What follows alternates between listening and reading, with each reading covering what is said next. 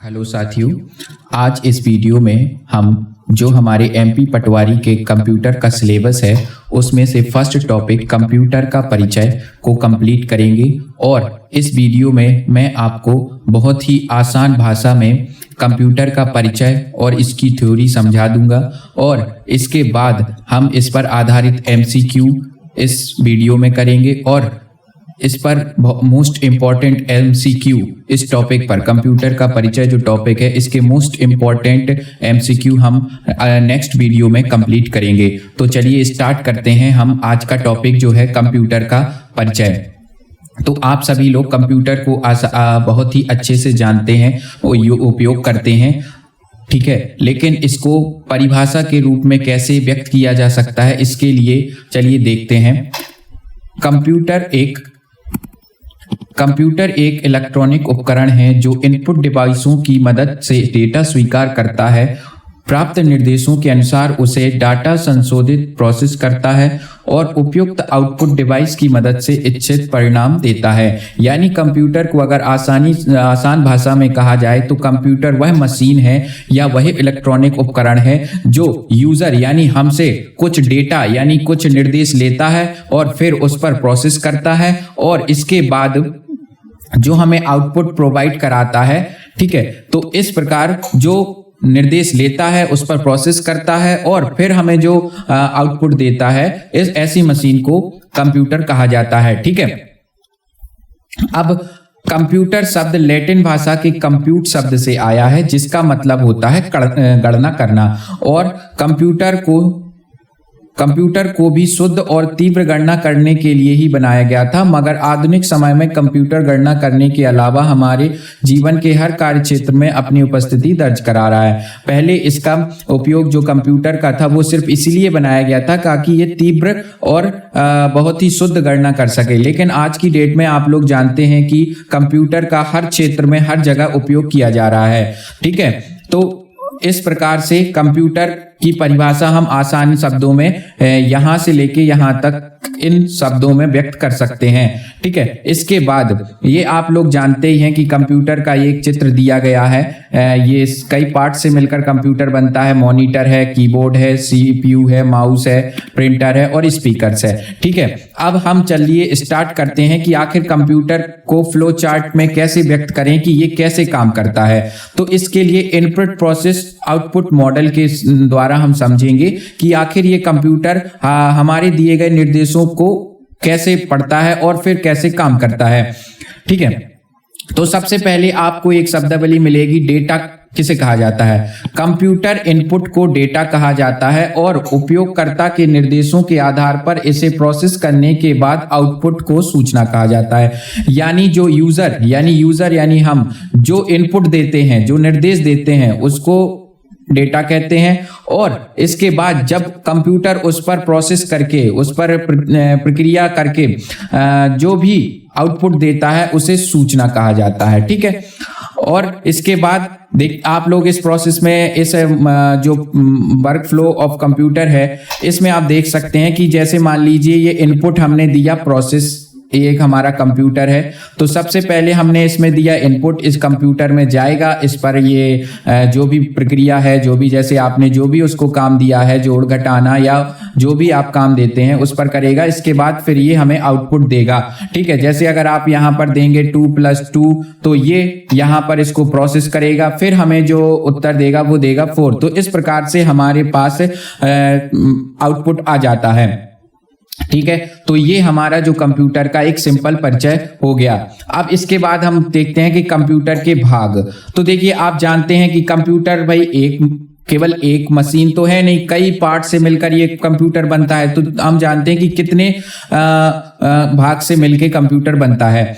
तो देखिए यदि आप कंप्यूटर से थोड़ा भी परिचित हैं तो आप जानते होंगे कि कंप्यूटर कोई अकेला पार्ट या डिवाइस नहीं है, बल्कि कंप्यूटर वह सिस्टम है जिसमें विभिन्न उपकरण सामूहिक रूप से साथ मिलकर कार्य करते हैं, ठीक है। आपने देखा है कि कई माउस होता है, कीबोर्ड होता है, सीपीयू होता है ना, स्पीकर होते हैं। तो इस प्रकार से कई पार्ट से मिलकर हमारा जो कंप्यूटर है वो बनता है, ठीक है। लेकिन जो मेनली दो भागों से मिलकर बनता है वो है कंप्यूटर के वे पार्ट्स जिन्हें हम देख तथा छू सकते हैं हार्डवेयर कहलाते हैं। ठीक है, तो आप जो हार्डवेयर की परिभाषा है वो आप यहां से ले सकते हैं कि जो पार्ट्स को हम छू सकते हैं वो हार्डवेयर कहलाते हैं। दूसरी तरफ कंप्यूटर के वे भाग जिन्हें हम छू नहीं सकते हैं, ठीक है, उन्हें, और ये वो निर्देश या प्रोग्राम होते हैं जो हार्डवेयर को बताते हैं कि क्या करना है, वो सॉफ्टवेयर कहलाते हैं। तो आप हार्डवेयर और सॉफ्टवेयर की जो परिभाषा है वो आप आसानी से समझ गए हैं कि किस चीज को हार्डवेयर कहा जाता है और किनको सॉफ्टवेयर कहा जाता है। यानी आप दिमाग में सिर्फ इतना रखेंगे कि जो इन पार्ट्स को हम छू सकते हैं उन्हें हम हार्डवेयर कहते हैं, और जिनको हम छू नहीं सकते हैं उनको, और जो केवल निर्देश लेते हैं उनको हम कहते हैं सॉफ्टवेयर कहलाते हैं। तो आपकी ये परिभाषा कंप्लीट हो जाएगी। अब कई कंप्यूटर पार्ट्स को अलग अलग श्रेणियों में बांटा गया है। सबसे पहला होता है कंप्यूटर केस होता है, इनपुट डिवाइसेस होती हैं, आउटपुट डिवाइसेस होती हैं और स्टोरेज डिवाइसेस होती हैं। फिलहाल हम इनको बहुत ही सिर्फ इंट्रोडक्शन के रूप में समझेंगे। इसके बाद जो नेक्स्ट वीडियो आएगी इसमें प्रत्येक पार्ट का फुल डिस्क्राइब करेंगे ताकि आपको हर टॉपिक का हर पॉइंट समझ में आ जाए और मोस्ट इंपॉर्टेंट जो आपके क्वेश्चन है वो निकल कर बाहर आए। ठीक है, तो चलिए हम सबसे पहले इसको जानते हैं कि कंप्यूटर केस क्या होता है। तो देखिए, कंप्यूटर पार्ट्स में कंप्यूटर केस का आप स्थान है। यह एक प्रकार का कंटेनर होता है जिसमें कंप्यूटर के अनेक इलेक्ट्रॉनिक उपकरण लगे होते हैं जो कंप्यूटर को बताते हैं। सभी कंप्यूटरों में एक सिस्टम यूनिट होता है। इसका आकार एक छोटे बक्से के समान होता है। इसमें मुख्यतः निम्न इलेक्ट्रॉनिक उपकरण लगे होते हैं। तो जैसे कि आपने देखा है पिछले स्लाइड में, देखिए ये जो हमारा पार्ट होता है इसको कंप्यूटर केस बोलते हैं। ठीक है, कंप्यूटर केस इसलिए बोलते हैं क्योंकि इसमें कई पार्ट्स लगे होते हैं। वैसे आप लोग नॉर्मली भाषा में इसको सीपीयू बोलते हैं, ठीक है, लेकिन जो इसका वास्तविक है सीपीयू इसके अंदर लगा होता है। जो इसका हार्डवेयर है ये पूरा, इसको सीपीयू भी लगा होता है इसमें, और डीवीडी भी लगी होती है इसमें, रैम भी लगी होती है, मदरबोर्ड भी लगी होती है।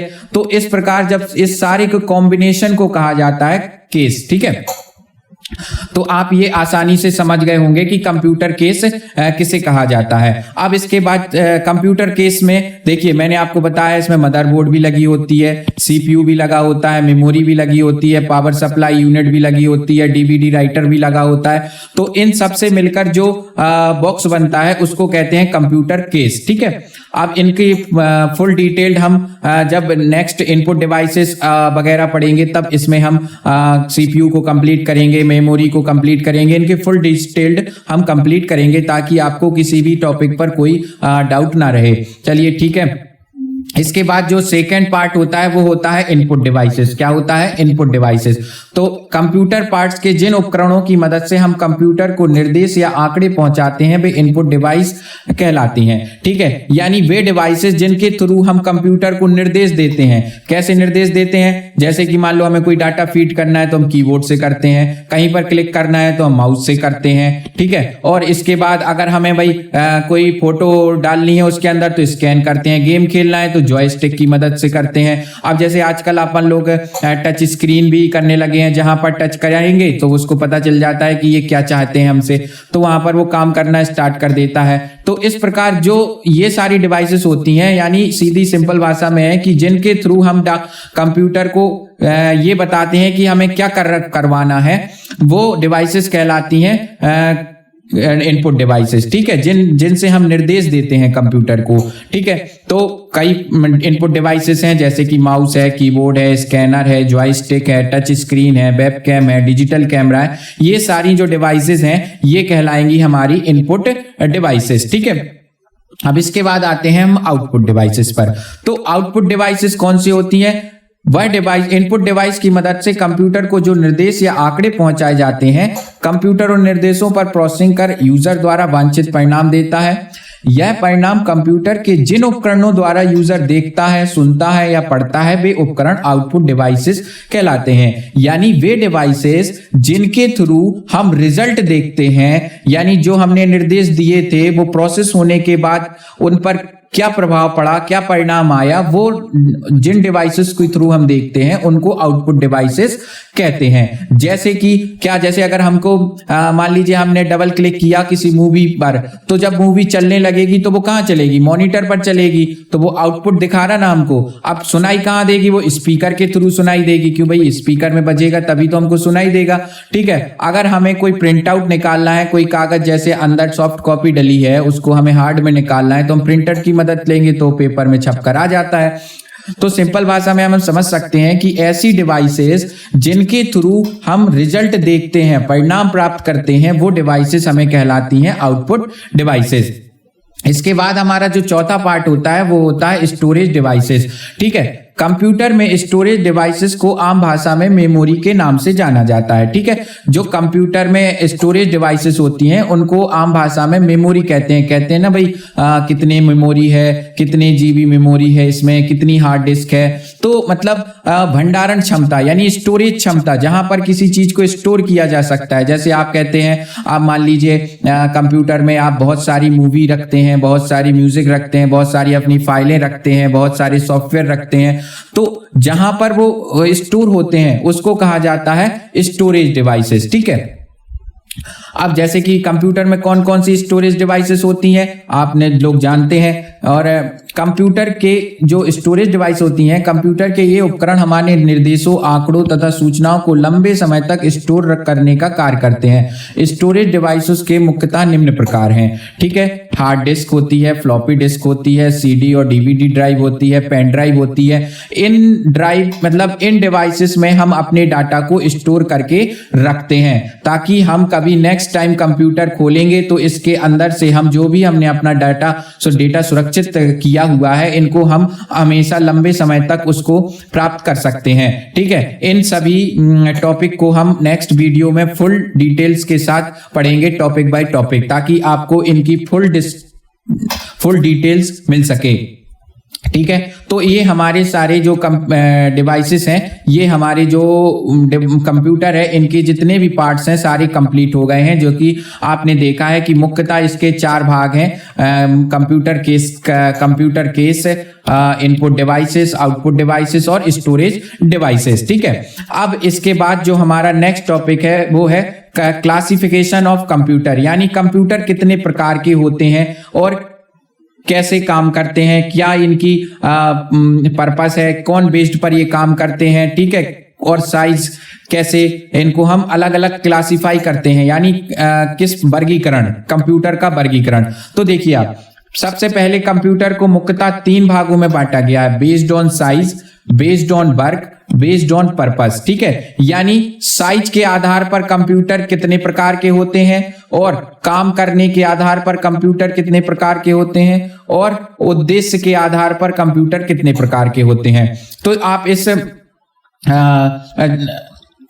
ग्राफ में देख सकते हैं कि देखिए, जो बेस्ड ऑन साइज यानी साइज के आधार पर जो कंप्यूटर होते हैं उनको हम 4 भागों में बांटते हैं। पहला है माइक्रो कंप्यूटर, दूसरा है मिनी कंप्यूटर, तीसरा है मेन फ्रेम कंप्यूटर और चौथा है सुपर कंप्यूटर। ठीक है, और जो बेस्ड ऑन वर्क है वो है एनालॉग कंप्यूटर, डिजिटल कंप्यूटर और हाइब्रिड कंप्यूटर, यानी काम के आधार पर। और जो पर्पस, उद्देश्य के आधार पर 2 भागों में बांटा गया है, स्पेशल पर्पस और जनरल पर्पस। तो चलिए अब हम इनको डिटेल्स में समझते हैं कि ये किस प्रकार से और क्यों इनको अलग अलग वर्गों में रखा गया है। तो सबसे पहले जो हम पढ़ेंगे वो है अनुप्रयोग के आधार पर कंप्यूटर। ठीक है, यानी कि जो हमारा अनुप्रयोग है यानी उपयोग के आधार पर, ये वाले कि बेस्ड ऑन वर्क। ठीक है, तो इस प्रकार अनुप्रयोग के आधार पर कंप्यूटर के प्रकार। तो इसके लिए सबसे पहला जो होता है एनालॉग कंप्यूटर।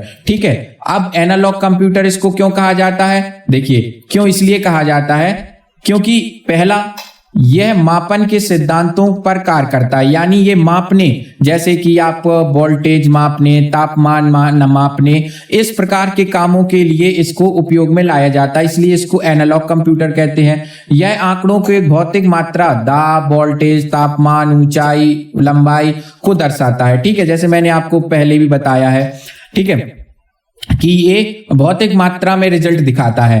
इनकी कार्य क्षमता तेज होती है और इनके परिणाम हमें ग्राफ में प्राप्त होते हैं। जो भी इसका परिणाम होगा वो हमें ग्राफ फॉर्म में मिलेगा और यह आंकड़ों को भंडारित नहीं कर सकता। ठीक है, मतलब ये है कि ये जो कंप्यूटर होते हैं इनमें डेटा सेव नहीं होता है, ये केवल इनपुट लेंगे और तुरंत इसका आउटपुट दे देंगे, इसमें कोई भी चीज स्टोर करके नहीं रख सकते हैं। और इसका एक मोस्ट इंपॉर्टेंट है, जैसे थर्मामीटर एक एनालॉग कंप्यूटर है। ठीक है, अब इसको एनालॉग कंप्यूटर क्यों कहते हैं? देखिए, इसलिए कहते हैं इसको एनालॉग कंप्यूटर क्योंकि ये इस फॉर्म में डेटा को लेता है, ये एनालॉग फॉर्म में लेता है। इस प्रकार से इसमें डेटा आता है और इसी प्रकार से इसमें रिजल्ट मालता है। और इसको कैसे समझता है कंप्यूटर, कैसे समझता है इस डेटा को? यानी जब इस ग्राफ को ऊपर ये जाता है तो इसको कहते हैं 1 और इस साइड ये जब नीचे आता है तो इसको मतलब होता है 0 और फिर जब ये ऊपर जाएगा तो इसका मतलब हो जाएगा 1 और फिर ये नीचे आएगा तो इसका मतलब हो जाएगा 0 और फिर ये जब ऊपर जाएगा तो इसका मतलब 1 और इसका मतलब हो जाएगा 0। तो इस फॉर्म में कंप्यूटर को पता चल जाता है कि 1 0 1 0 0 फॉर्म में पता चल जाता है, डेटा इसमें चला जाता है, तो इसीलिए इसको एनालॉग कंप्यूटर कहा जाता है। चलिए अब हम चलते हैं नेक्स्ट पर। तो फिर दूसरा हमारा जो है वो है डिजिटल कंप्यूटर। कौन सा है? Digital computer. ठीक है, हमने पिछला पढ़ा एनालॉग कंप्यूटर, अब है डिजिटल कंप्यूटर। अब इसको डिजिटल कंप्यूटर क्यों कहते हैं, चलिए देखते हैं। यह डेटा को अंकीय रूप में प्रोसेस करता है, यह परिणाम को दर्शाने के लिए बाइनरी सिस्टम का उपयोग करता है। ठीक है, इसके लिए अब देखिए, आपने उसमें एनालॉग फॉर्म में ग्राफ के रूप में मिलता है, लेकिन इसमें क्या है, बाइनरी फॉर्म में उपयोग होता है, यानी 1 0 1 0 1 0। वैसे तो 1 0 1 0 होता ही है, लेकिन वो ग्राफ के रूप में समझता है, ये डायरेक्ट वोल्टेज यानी 1 0 के रूप में ले लेता है। यह डाटा को कुछ समय के लिए स्टोर रख सकता है। ठीक है, जो एनालॉग होता है वो बिल्कुल भी स्टोर नहीं कर सकता, लेकिन जो डिजिटल कंप्यूटर होता है वो कुछ समय के लिए स्टोर करके डेटा को रख सकता है। तीसरा है, जो डिजिटल कंप्यूटर गणितीय और तार्किक कार्य करने में सक्षम होते हैं। जो डिजिटल कंप्यूटर होते हैं वो जो गणितीय कार्य हैं या जो तार्किक कार्य हैं इनको करने में सक्षम होता है। इनका परिणाम ज्यादा शुद्ध होता है। ठीक है, यानी प्योर, यानी इन एक्यूरेसी जो होती है और जो बहुत ही शुद्ध परिणाम प्राप्त कराता है। डिजिटल कंप्यूटर गिनता है और एनालॉग कंप्यूटर मापता है। अब देखिए, ये हमें अंतर भी पता चल गया कि क्या अंतर है, कि डिजिटल जो कंप्यूटर होता है वो गिनता है यानी गणितीय काम करता है, लेकिन जो एनालॉग कंप्यूटर होता है वो केवल मापता है। जैसे भाई क्या मापेगा कि भाई दाब कितना है, कितना तापमान है, कितना क्या है। ठीक है, लेकिन जो डिजिटल कंप्यूटर होता है वो अंक गणितीय काम भी करता है। ठीक है, तो देखिए, मान लीजिए ये डिजिटल कंप्यूटर है, तो डिजिटल कंप्यूटर में जब डेटा आएगा या जाएगा तो वो इस फॉर्म में जाएगा, यानी 1 0 1 0 के फॉर्म में जाएगा। जब ये ऊपर की ओर जाता है तो 1 होता है और जब ये बिल्कुल सिंपल रहता है तो ये 0 0 कहलाएगा। ठीक है, तो इस प्रकार से कंप्यूटर को डेटा इनपुट समझ में आ जाता है कि ये 1 0 1 0 1 0। आप जानते होंगे, आगे आप समझेंगे कि जो कंप्यूटर जो भाषा समझता है वो केवल 1 0 1 0 1 0 के फॉर्म में ही समझता है। इस भाषा को कहते हैं बाइनरी। क्या कहते हैं? बाइनरी भाषा। यही मेन मशीनरी भाषा भी किसको कहा जाता है। ठीक है, तो आपको ये समझना जरूरी है। अब हम चलते हैं हमारे नेक्स्ट टाइप के कंप्यूटर पर। तो जो नेक्स्ट टाइप के वर्गीकरण है वो है उद्देश्य के आधार पर, यानी पर्पस के आधार पर। तो सबसे पहले इस पे आता है जनरल पर्पस कंप्यूटर। तो जनरल पर्पस जो कंप्यूटर होते हैं वो कौन से होते हैं, तो देखिए, चलिए स्टार्ट करते हैं। पहला जो पॉइंट लिखा है इसमें, आज लगभग सभी कंप्यूटर सामान्य उद्देश्य कंप्यूटर हैं। ठीक है, जो भी आप आजकल के कंप्यूटर यूज कर रहे हैं वो जनरल पर्पस कंप्यूटर होते हैं। ठीक है, सामान्य उद्देश्य कंप्यूटर एक ऐसा कंप्यूटर है जो कई क्रियाकलापों को कर सकने की क्षमता रखता है। ठीक है, यानी ऐसा कंप्यूटर जो कई काम कर सकते हैं, जैसे म्यूजिक सुनाना हो तो म्यूजिक सुना दे, आप उस पर लिखना है तो लिख सकते हैं, आप उस पर कुछ देखना चाहते हैं तो देख सकते हैं, आप इंटरनेट यूज कर सकते हैं। तो इस प्रकार जो मतलब कई काम हमारे कर सकते हैं, जैसे कि आजकल हम लोग सब देखते हैं घरों में, ये सब जनरल पर्पस कंप्यूटर ही होते हैं। ठीक है, आप शोध पत्र लिखना, घर कार्यालय बिक्री चार्ट बनाना आदि विभिन्न कार्य कर सकते हैं। तो जो सभी कार्य कर सकते हैं, यानी जो आजकल आजकल सभी के घरों में होते हैं, ऑफिसों में ज्यादातर होते हैं, तो वो जनरल पर्पस कंप्यूटर कहलाते हैं। इसके बाद हमारा जो आता है वो होता है स्पेशल पर्पस कंप्यूटर। अब स्पेशल पर्पस कंप्यूटर क्यों कहते हैं इनको?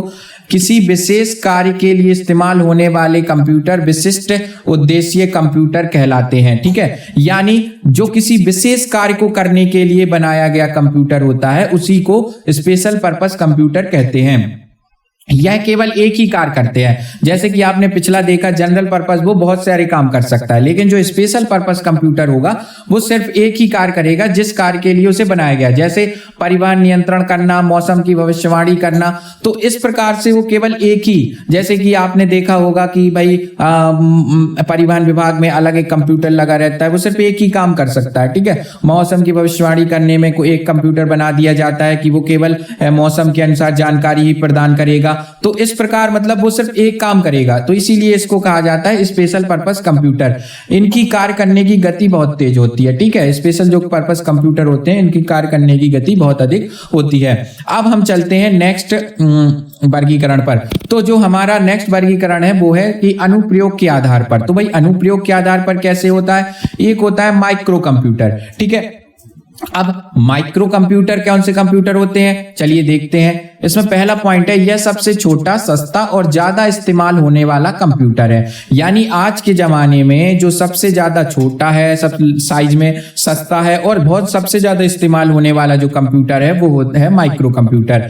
और इसे पर्सनल कंप्यूटर भी कहते हैं, पीसी। जैसे आप लोग घरों में रखते हैं ना, बोले पीसी है, और ठीक है लैपटॉप अलग होता है, पीसी अलग होता है, तो इसी को पर्सनल कंप्यूटर भी कहते हैं। तो अगर आपसे पूछा जाए कि आपके घरों में यूज होने वाले कंप्यूटर कौन सा है, तो वो आप माइक्रो कंप्यूटर की श्रेणी में आ जाएगा। अब माइक्रो कंप्यूटर का सामान्य उद्देश्य जैसे मनोरंजन, जैसे आप लोग लैपटॉप लेते हैं तो आप मूवी देखने के लिए या पढ़ाई, जैसे कि अभी आप इस पर पढ़ाई कर रहे हैं तो पढ़ाई करने के लिए, घर के किसी काम के लिए, घर में किसी यूज करने के लिए, ठीक है, कार्यालय ऑफिस में बिल बनाने के लिए, किसी भी कार्य के लिए इस्तेमाल किया जा सकता है। ठीक है, और इसके उदाहरण आप जानते हैं, जैसे डेस्कटॉप कंप्यूटर जो आपके घरों में होता है वो डेस्कटॉप कंप्यूटर, लैपटॉप तो आप जानते ही है, नोटबुक, पीडीएफ, ठीक है, माइक्रो कंप्यूटर के सारे उदाहरण है। तो आप इसमें इस चित्र में देख सकते हैं कि इस टाइप से जो है ये पीसी कहलाता है। लैपटॉप आपने देखा ही हुआ है, ठीक है, आईपैड वगैरह, ये सारे जो हमारे होते हैं ये माइक्रो कंप्यूटर के अंदर आते हैं। ठीक है, अब चलते हैं हमारे नेक्स्ट में, जो हमारा है मिनी कंप्यूटर। तो जो मिनी कंप्यूटर है इसको मिनी कंप्यूटर क्यों कहते हैं? इन्हें मिड रेंज कंप्यूटर भी कहते हैं। ठीक है, जो मिनी कंप्यूटर होते हैं इन्हें मिड रेंज कंप्यूटर भी कहते हैं। इनका इस्तेमाल छोटे व्यवसाय, व्यावसायिक प्रतिष्ठान तथा उत्पादन सदनों में किया जाता है। ठीक है, जो मिनी कंप्यूटर होते हैं इनका जो ज्यादातर इस्तेमाल होता है वो व्यवसाय में, ठीक है, और मतलब बहुत सारे जो ऐसे व्यावसायिक प्रतिष्ठान हैं, जो उत्पादन सदन है, जहां पर मतलब फैक्ट्री वगैरह में इस टाइप को मिनी कंप्यूटर यूज किए जाते हैं। अब इनको मिनी कंप्यूटर क्यों कहते हैं? मिनी कंप्यूटर सिंगल यूजर तथा मल्टी यूजर अनुसार काम कर सकता है। ठीक है, इनको कंपनियां अपने एक विभाग विशेष में किसी कार्य विशेष के लिए इस्तेमाल करती हैं। ठीक है, ये इसका मेन अंतर है कि इसमें जो कंपनियां हैं वो किसी एक विशेष कार्य के लिए एक विशेष विभाग में केवल एक कार्य के लिए इनका उपयोग करती है। ठीक है, जैसे कि इसके कई उदाहरण है, K202, Texas instrument, TI 990, SDS 92 कुछ लोकप्रिय मिनी कंप्यूटर हैं। तो ये हमारे मिनी कंप्यूटर के उदाहरण हैं। ठीक है, अब इसके बाद आता है हमारा मेन फ्रेम कंप्यूटर। अब ये मेन फ्रेम कंप्यूटर क्या होता है? मेन फ्रेम कंप्यूटर होता है, इनका उपयोग बड़े बड़े व्यवसायों, सरकारी संगठनों, बैंक, बीमा कंपनियों, शिक्षा प्रतिष्ठानों द्वारा अपने ग्राहकों, कर्मचारियों तथा अन्य डाटा को संग्रहित करने के लिए किया जाता है। ठीक है, इसका मतलब होता है जो मेन फ्रेम कंप्यूटर होते हैं वो कंप्यूटर होते हैं, जैसे आपने कहा ना सर्वर के लिए, जैसे हर बड़ी मतलब कंपनी है तो उस कंपनी में बहुत सारे वर्कर हैं, काम कर रहे हैं, तो सबका एक अलग पीसी होता है, बैठकर उस पर काम करते हैं। तो सबका पीसी अलग होता है, लेकिन जो एक मेन पीसी होता है, मेन होता है, उसमें सारे पूरी कंपनी का डेटा सुरक्षित रखा जाता है। यानी बड़े स्तर पर जो कंपनी का डेटा सुरक्षित किया जाएगा वो कहलाते हैं मेन फ्रेम कंप्यूटर्स, यानी सर्वर। इसका मोस्टली उपयोग सर्वर के लिए उपयोग किया जाता है। जैसे अभी आप लोग मान लीजिए फेसबुक का ही उदाहरण ले लीजिए, फेसबुक पे आप लोग अपनी फोटो डालते हैं तो ये दुनिया भर के लोग डालते हैं, तो ये कहाँ सुरक्षित होती है? तो मतलब इसका मतलब है कि एक मेन फ्रेम टाइप के जो कंप्यूटर्स है वो फेसबुक कंपनी ने लगा रखे होंगे, उसमें दुनिया भर के लोगों की जो डेटा है वो वहां पर सुरक्षित रहता है। ठीक है, तो इस प्रकार इसलिए इन्हें मेन फ्रेम कंप्यूटर कहा जाता है। ये आकार में बहुत बड़े होते हैं, और इन्हें रखने के लिए एक कमरा के बराबर जगह लगती है। साथ में ठंडा रखने के लिए कूलर तथा एसी एवं अन्य सुविधाओं का बंदोबस्त करना पड़ता है। यानी ये आकार में बहुत बड़े होते हैं। इनका सिर्फ उपयोग क्या है कि बहुत अधिक मात्रा में डेटा को सुरक्षित रखने के लिए उपयोग किया जाता है। ये बहुत महंगे होते हैं, इनके रखरखाव का खर्चा भी ज्यादा होता है। यह बहुत बड़ी मात्रा में डेटा को प्रोसेस कर सकते हैं। इनकी कार्य क्षमता बहुत ज्यादा तथा तीव्र होती है। ठीक है, ये बहुत बड़ी मात्रा में डाटा को एक साथ रख सकते हैं, उस पर कार्य कर सकते हैं। और इसके देखिए ये कुछ उदाहरण हैं जो कि मेन फ्रेम कंप्यूटर्स के उदाहरण हैं। ठीक है, तो आप इनको माइंड में रख सकते हैं याद करने के लिए। अब हमारा जो नेक्स्ट टाइप का कंप्यूटर है वो है सुपर कंप्यूटर। तो अब ये सुपर कंप्यूटर, इसको सुपर कंप्यूटर क्यों कहते हैं? ये सबसे शक्तिशाली कंप्यूटर है। यानी जितने भी टाइप के हमने कंप्यूटर अभी देखे हैं, पर्सनल कंप्यूटर, मिनी कंप्यूटर्स, ठीक है, मेन फ्रेम कंप्यूटर्स, उनमें सबसे शक्तिशाली कंप्यूटर जो होता है वो होता है सुपर कंप्यूटर। ठीक है, ये बात आपको याद रखना है। इसकी बात, इसकी भंडारण क्षमता यानी स्टोरेज क्षमता बहुत अधिक होती है। प्रदर्शन यानी ये प्रोसेस बहुत जल्दी प्रोसेस करता है। संसाधन क्षमता अब तक विकसित सभी प्रकार के कंप्यूटरों से ज्यादा तथा तीव्र होती है। यानी जो सुपर कंप्यूटर ये हर चीज में सभी प्रकार के कंप्यूटरों से शक्तिशाली है। गति में देख लीजिए, यानी प्रोसेसिंग टाइम देख लीजिए, चाहे स्टोरेज टाइम देख लीजिए, चाहे उस पर डेटा को प्रोसेस करने का टाइम देख लीजिए, ये सभी में सबसे ज्यादा शक्तिशाली है। तो इसीलिए इसको सुपर कंप्यूटर का नाम दिया गया है। इनका आकार बहुत बड़ा होता है, ये सबसे महंगे कंप्यूटर होते हैं। ठीक है, इनकी एक विशेषता है कि आकार में बड़े होते हैं, लेकिन ये सबसे महंगे कंप्यूटर होते हैं। इन्हें आम नागरिक नहीं खरीद सकता है, इसे आप लोग या हम लोग नहीं खरीद सकते हैं। इनका उपयोग कहाँ होता है फिर सुपर कंप्यूटर का? इनका उपयोग वैज्ञानिक शोध, खोज, अंतरिक्ष कार्यक्रम, मौसम की भविष्यवाणी, दूरसंचार, प्राकृतिक आपदाओं का अनुमान आदि बड़े और खर्चीले कार्यों में किया जाता है। तो आप यहाँ पर देख सकते हैं कि सुपर कंप्यूटर का काम जो है वो इन कार्यों में के लिए किया जाता है, इसलिए ये बहुत ही महंगे होते हैं। अब आप देखिए, ये आपको माइंड में रखना है, मोस्ट इंपॉर्टेंट, आप इसको नोट्स कर लेंगे। पहला सुपर कंप्यूटर CDC 6600 सन 1966 में बनाया गया था। जो पहला सुपर कंप्यूटर है वो CDC, ठीक है, ने कब बनाया था? 1966 में बनाया था, यानी 1966 में बनाया गया था। और जो भारत ने पहला सुपर कंप्यूटर, इसको भी आप वेरी इंपॉर्टेंट में लिख लेंगे, भारत ने पहला सुपर कंप्यूटर 1991 में परम 8000 यानी परम 8000 बनाया था। ठीक है, जो ये सुपर कंप्यूटर का नाम है जो भारत ने सबसे पहले 1991 में बनाया था। इसे भारत सरकार की संस्था CDAC ने विकसित किया था। किसने विकसित किया था? ये कंपनी का नाम है, ये CDAC ने विकसित किया था। तो ये मोस्ट इंपॉर्टेंट कुछ हैं जो कि आपके MCQ में आ सकते हैं। ठीक है, इस समय सुमित दुनिया का सबसे तेज सुपर कंप्यूटर है। देखिए ये भी वेरी इंपॉर्टेंट है, आप इसको नोट करके लिख लेंगे कि दुनिया, क्योंकि देखिए आ सकता है कि दुनिया का सबसे तेज सुपर कंप्यूटर कौन सा है, तो ये सुमित है। ठीक है, और इसे किसने विकसित किया है? ये अमेरिका ने इसे विकसित किया है।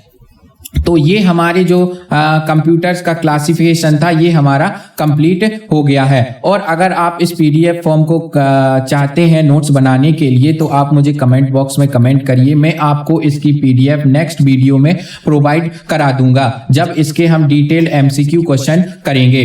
तो ठीक है, अब हमने आज इस वीडियो में देखिए क्या क्या कंप्लीट कर लिया है। सबसे पहले जो हमने कंप्यूटर का परिचय इसमें कंप्लीट किया है, कंप्यूटर की परिभाषा हमने यहाँ पर देखी, इसके बाद कंप्यूटर काम कैसे करता है ये देखा, इसके बाद हमने कंप्यूटर के भागों को कंप्लीट किया कि भाई इसके 4 भाग होते हैं, और इसके बाद 4 भाग कौन कौन से होते हैं भाई, कंपोनेंट केस होता है, input devices, output devices, storage devices. इसके बाद हमने क्लासिफिकेशन ऑफ कंप्यूटर देखा कि कंप्यूटर को कितने प्रकार से हम बांट सकते हैं। तो हमने देखा कि कंप्यूटर को हम मुख्यतः 3 भागों में बांट सकते हैं, based on size, based on work, based on purpose, micro computer, mini computer, main frame computer, super computer. ये हमारी जो है वो बेस्ड ऑन साइज पर है। इसके बाद बेस्ड ऑन वर्क पर एनालॉग, डिजिटल और हाइब्रिड। इसके बाद हमने ये देखा कि बेस्ड ऑन पर्पस पर स्पेशल पर्पस और जनरल पर्पस है, ठीक है। इसके बाद हमने सबकी डिटेल की कौन सा कंप्यूटर को क्यों और कहाँ यूज किया जाता है, इसलिए इसको एनालॉग कहा जाता है या डिजिटल कहा जाता है, सुपर कहा जाता है। इस प्रकार हमने सभी इनकी जो कि विशेषताएं हैं वो हमने इस वीडियो में देख ली हैं, ठीक है। तो अब हम चलते हैं कुछ हमारे जो कुछ जो इस कंप्यूटर के परिचय से जो बेसिक एमसीक्यू बनते हैं उनको हम देखते हैं। तो चलिए हम देखते हैं कि पहला हमारा जो क्वेश्चन है वो है कंप्यूटर के जनक कौन है। तो हम ये तो आप लोग जानते ही हैं कि चार्ल्स बेबेज जो है वो कंप्यूटर के जनक हैं, ठीक है। जो हमारे कंप्यूटर के जनक हैं वो है कौन है, चार्ल्स बेबेज, ठीक है।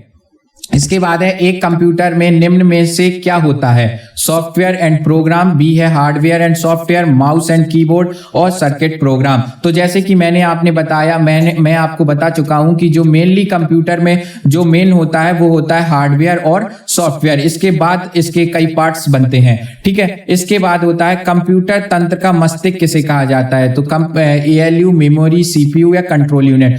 तो जो कंप्यूटर तंत्र का मस्तिष्क होता है उसको CPU कहा जाता है, CPU को कहा जाता है।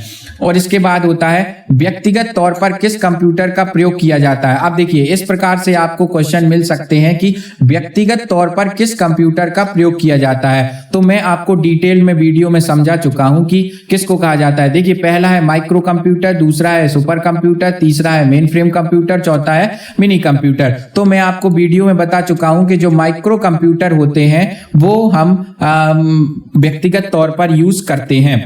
इसके बाद जो नेक्स्ट क्वेश्चन है, क्वेश्चन नंबर 4, कंप्यूटर प्रोसेस का मूल लक्ष्य है डाटा को में परिवर्तित करना। किस में परिवर्तित करना है, फाइल्स में, टेबल्स में, इंफॉर्मेशन में, ग्राफ में। तो देखिए ये भी मैं आपको वीडियो में बता चुका हूं कि जब आउटपुट मिलता है तो वो क्या कहलाता है, ठीक है, फाइल्स कहलाती है, टेबल्स कहलाती है, इंफॉर्मेशन या ग्राफ। तो मैं आपको वीडियो में बता चुका हूं कि इसको हम सूचना कहते हैं, इंफॉर्मेशन कहते हैं, ठीक है। इसके बाद जो हमारा नेक्स्ट क्वेश्चन है वो देखिए क्या है, कंप्यूटर में AC करंट को DC में बदलने का कार्य करता है इन्वर्टर या UPS या पावर सप्लाई या उपरोक्त में से कोई नहीं। तो जो हमारा इसका आंसर होगा वो होगा SMPS। क्या होगा, SMPS, ठीक है। अब इसके बाद है सबसे तेज कंप्यूटर कौन सा है। तो देखिए मैं आपको बता चुका हूं कि सबसे तेज, सबसे शक्तिशाली जो कंप्यूटर है वो कौन सा है। अब आप बताइए क्वेश्चन नंबर 16 में सबसे तेज कंप्यूटर कौन सा है, mini computer, main frame computer, super computer या इनमें से कोई नहीं। तो जो इसका आंसर होगा वो होगा सुपर कंप्यूटर। क्या होगा, सुपर कंप्यूटर। इसके बाद है गणना करने वाला सबसे पुराना उपकरण कौन सा है, जो क्वेश्चन 9 है। तो इसमें जो गणना करने वाला सबसे पुराना उपकरण है वो है अबेकस। क्या है, अबेकस, ठीक है। अब जो हमारा नेक्स्ट क्वेश्चन है, निम्न में से किस कंप्यूटर की गति सबसे तीव्र होती है। तो देखिए ये भी मैं आपको बता चुका हूं कि इसका जो है वो है सुपर कंप्यूटर। क्या है, सुपर कंप्यूटर। सबसे पहला माइक्रो कंप्यूटर कौन सा था, तो आपको जो बताना है वो है जो सबसे पहला माइक्रो कंप्यूटर है वो है अल्टेयर 8800, ठीक है। कौन सा है, अल्टेयर 8800।